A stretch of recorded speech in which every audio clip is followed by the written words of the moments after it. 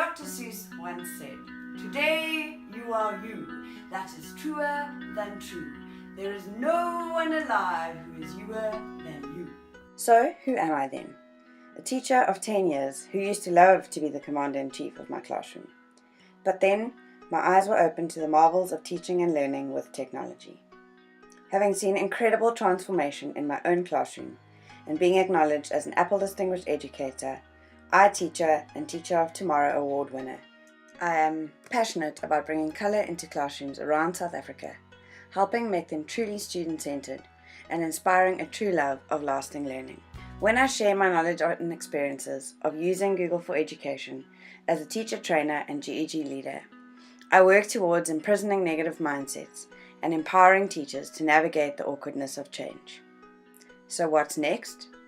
Become a Google certified trainer and continue my mission of positively transforming education in South Africa and beyond. One of my greatest loves about teaching with technology is not having to lecture my students and be the fountain of knowledge, but to have my students actively engaged in exploring and constructing knowledge and understanding.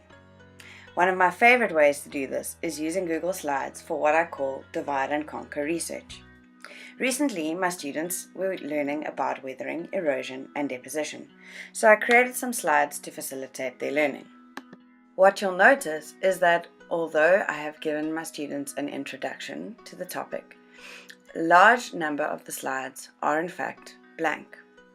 I have simply divided the content that we needed to cover into various categories and created blank slides in a template for my students to populate as they conduct research and begin to craft their own understanding of the topic. Once I've created the template, I share the slides with my students, either using the share button or in Google Classroom, and give them all editing rights. My students then work in small groups and research one particular aspect of the larger topic. As a teacher, I can then track my students' progress as they are on task by navigating to their allocated slides at any stage in the research process. I can see here that my students working on biological weathering have done a great job in populating their slide with relevant information and illustrations to demonstrate their newfound knowledge and understanding.